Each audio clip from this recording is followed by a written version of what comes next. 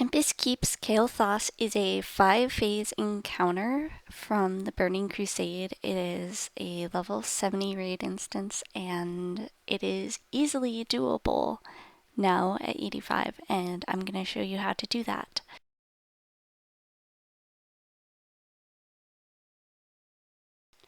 Here I'm on my Discipline Priest with my Blood Death Knight friend, and the first advisor, Thaladred, is about to come out. He does a AoE silence as well as a knockback. His silence is fairly small, so if you're ranged, just stand a little bit away from him. And as you can see, he walks towards us very slowly, but we stand at the back of the room and wait for him so that in phase 3, he takes a while to get to us, so we can handle the other guys first.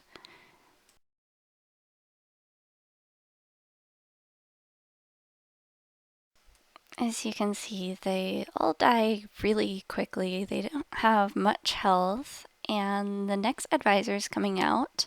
Sanguinar, he does a fear. I have cast Fear Word on the Death Knight because he does more damage than I do. And there he goes. And I get feared. It doesn't last very long, but it's still annoying. And he's already dead. And next we get Capernian, and she's a caster.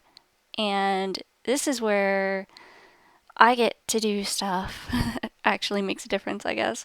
Because she will knock back anyone who gets into melee range, which is very annoying. She also does a conflagration. And so I basically DPS her down, which doesn't take too long. These guys will have more health in phase 3, but for now, they're not much of a threat. And here he's bringing out Telonicus, who throws out a bomb, which just does some damage, and his more threatening skill is a remote toy, which he will cast on one person, and it can target pets as well. But hopefully you kill him before he casts it, because it's very annoying. It does a periodic stun, and here we are in phase 2 now, and the weapons have come out, and I believe they always spawn in the same position. I kill the staff first because I am going to be using it, and it prevents us from being, disabled by toy and the conflag, which is very helpful for the next phase. So I have picked up the Staff of Disintegration, and now I'm helping kill the remaining weapons. And the rest of them have their own skills, but none of them are important at 85. They're all pretty trivial, and you just DPS them down, and they'll die really fast. You really don't have to worry about looting the rest of them. And I have equipped the staff and used it for its effect. That's important.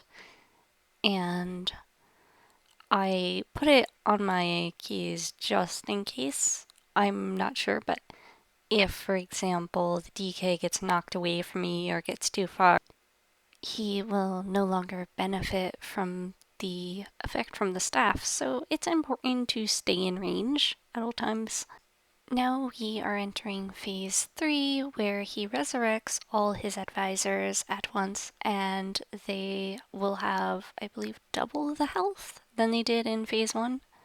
It's a bit more. They're not too much of an issue, but we kill Sanguinar first because of his fear. It's very annoying. Thanks to my staff, Capernian and Telonicus are not really threats at this point, as long as I keep us healed up to a reasonable amount, which Atonement heals pretty effectively.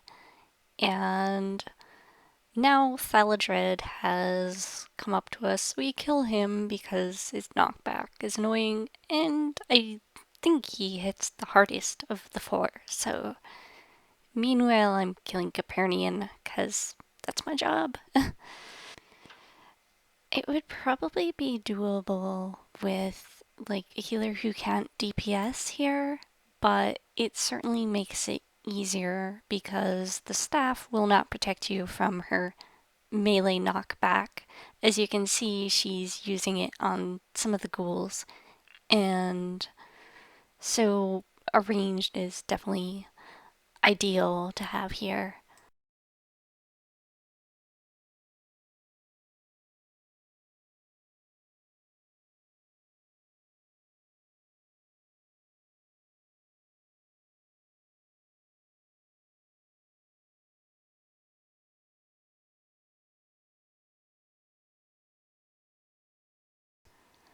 So she's about to die here, and she's died, and the Death Knight threw down Death and Decay to get threat on Kael'thas, and I have faded, because otherwise I will get healer threat, and I run around the statue just in case, because when we first started doing this, we did have issues with healing threat, but that was pretty easy to figure out. Um, so for this whole phase, I stay line of sight because he will do mind control on me otherwise. And he just did it. He will say either bow to my will or obey me. After he says either of those things, you can go into line of sight of him and he will not mind control again for about 30 seconds.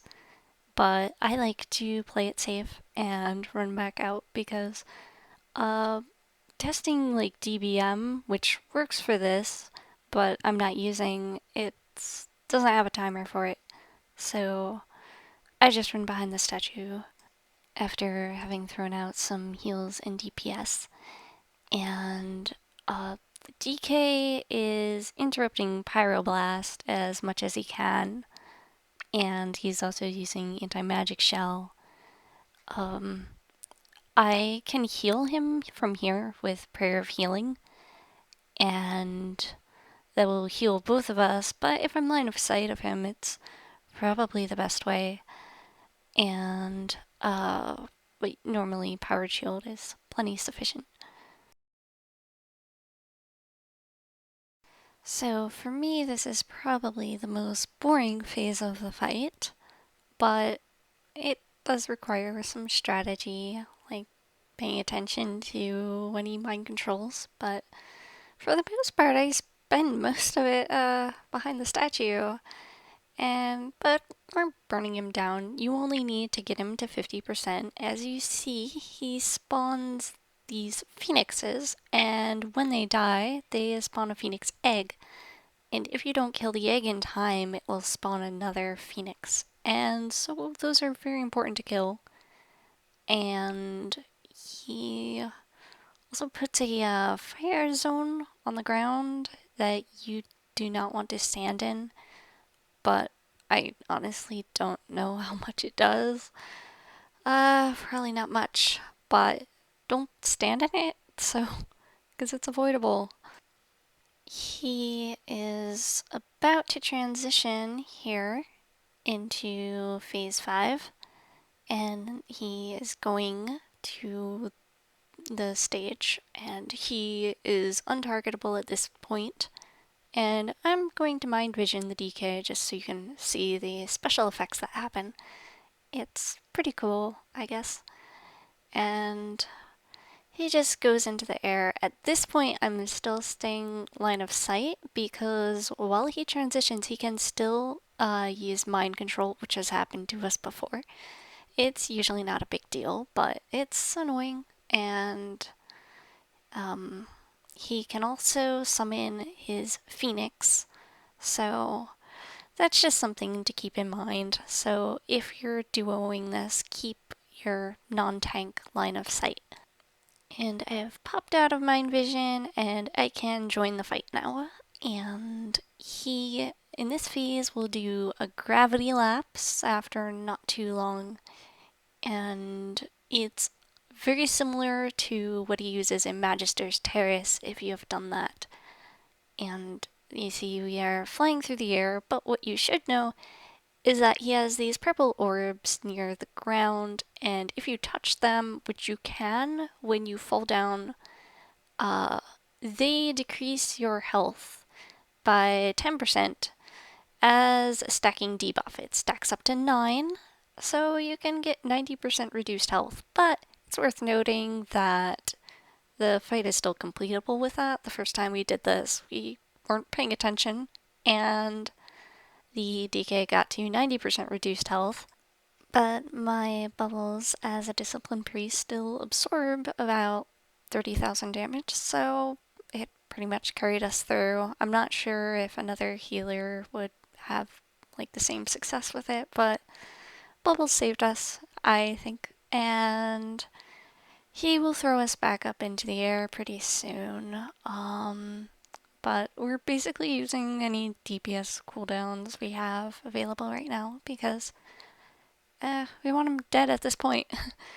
And he'll still summon those fire zones on the ground, as you can see. And he will also summon phoenixes, though not as often as in the last phase. And if you get him to this phase, you have the fight, pretty much. As you can see, a phoenix spawned, but we just decided to ignore it since he's really low on health at this point. We don't want to bother killing the phoenix, so we just focus on killing him. And he has died here, and I'm still in the air, and he'll throw me back up as I try to loot, which is fun, I guess. But I do get to loot him, and we didn't get a mount, but hopefully this helps you get one.